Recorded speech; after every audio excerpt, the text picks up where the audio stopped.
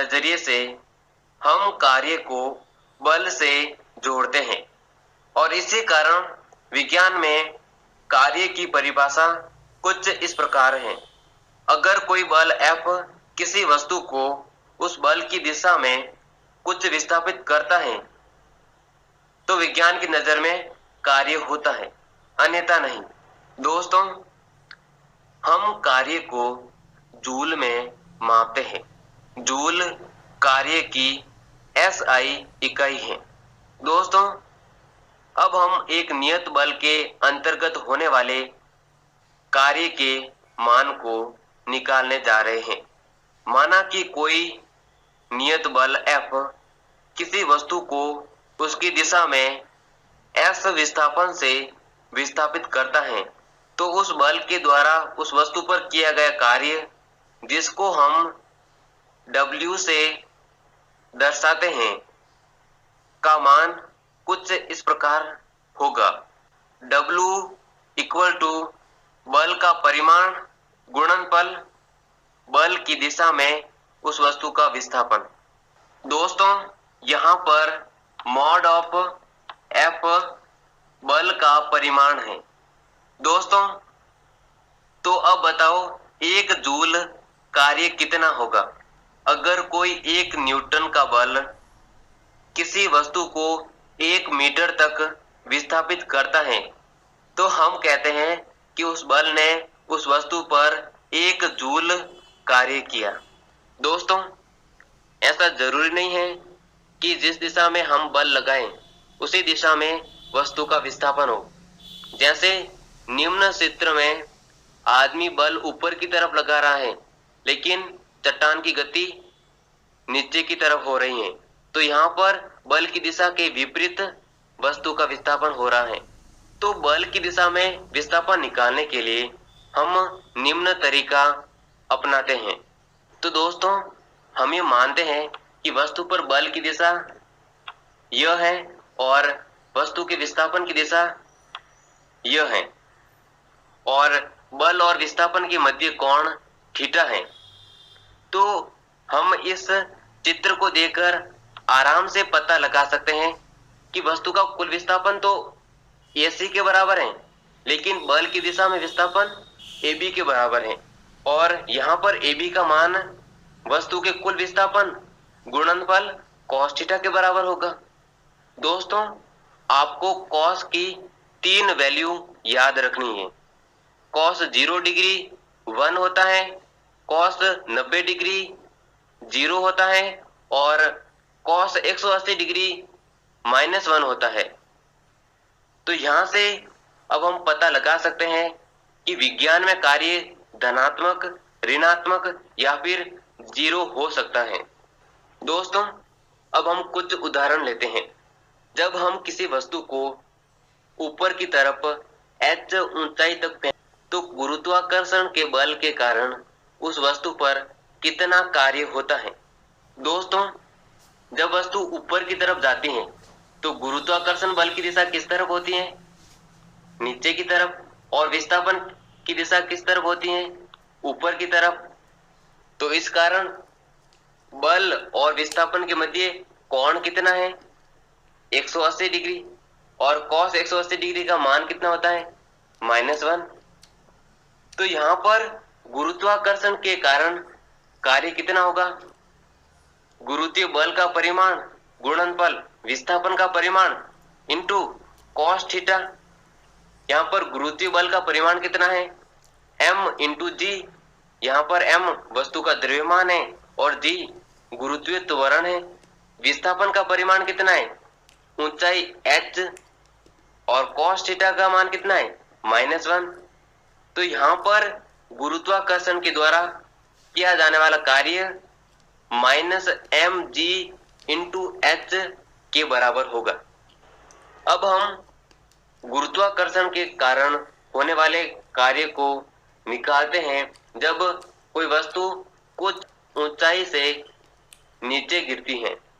जब वस्तु माना h ऊंचाई से नीचे गिरती है तो गुरुत्वाकर्षण बल की दिशा नीचे की तरफ होती है और वस्तु की विस्थापन दिशा वो भी नीचे की तरफ होती है। तो यहाँ पर बल और विस्थापन के मध्य कोण 0 है और cos 0 की वैल्यू 1 है।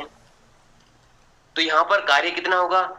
बल का परिमाण इंटू विस्थापन का परिमाण इंटू cos थीटा की वैल्यू 1, बल का परिमाण m इंटू जी और विस्थापन कितना है h, तो कार्य होगा mgh।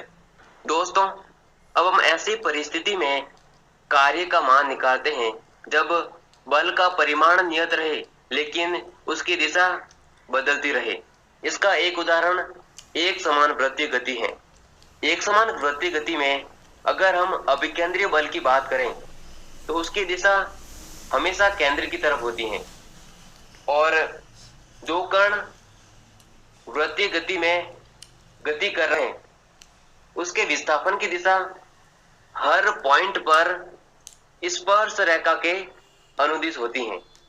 तो इस कारण अभिकेंद्रीय बल उस कण पर जो कि वृत्तीय गति में गति कर रहा है उस पर 0 कार्य करेगा, क्योंकि यहाँ पर अभिकेंद्रीय बल और विस्थापन के मध्य कोण 90 डिग्री है और cos 90 डिग्री की वैल्यू 0 होती है।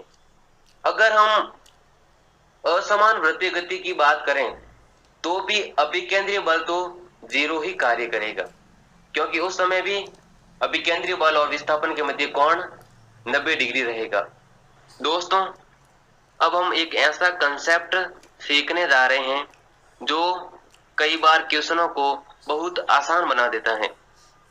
कंसेप्ट इस प्रकार है, अगर हम बल और विस्थापन के मध्य ग्राफ बनाएं तो ग्राफ और विस्थापन अक्ष के मध्य जो क्षेत्रफल होता है उसका मान उस बल के द्वारा किए गए कार्य के बराबर होता है।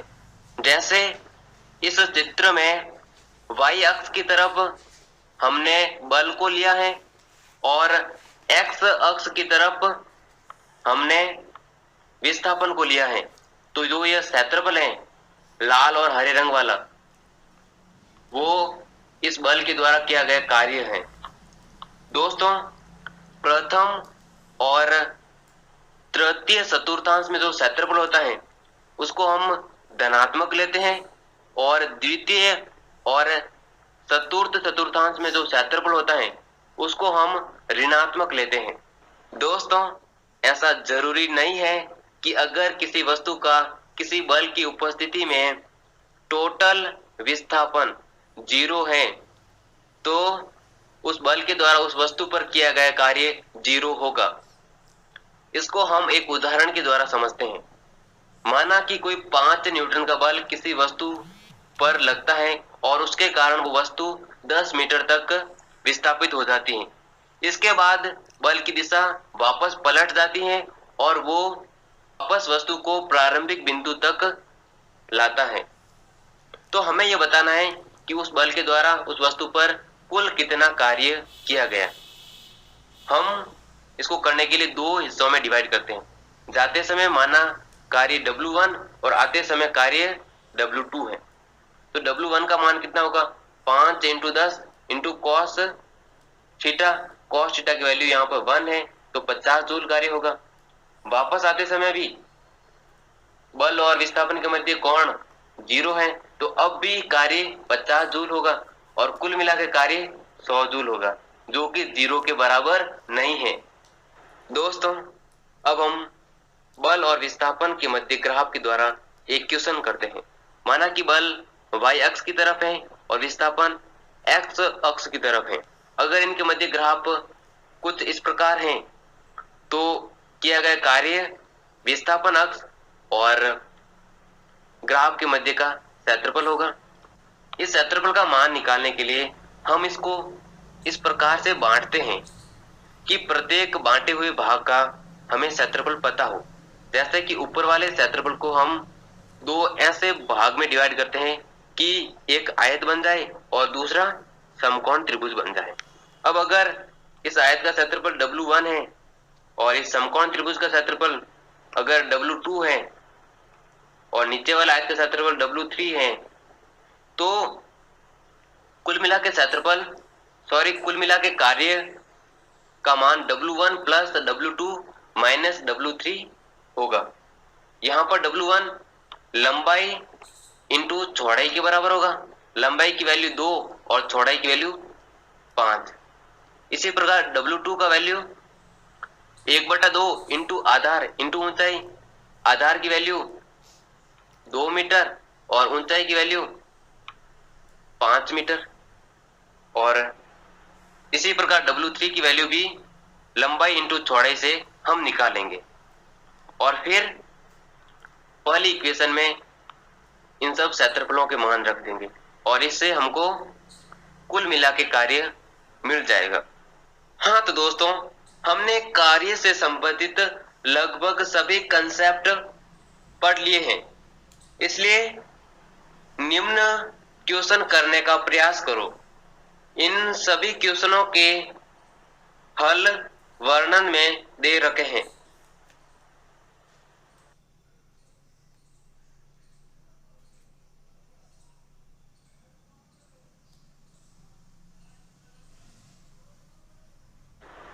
अंत में दोस्तों, मैं आप सभी को धन्यवाद कहना चाहता हूं, क्योंकि आपके ही प्रेम के कारण हम नित्य न्यूतन वीडियो बनाने के लिए अग्रसर रहते हैं।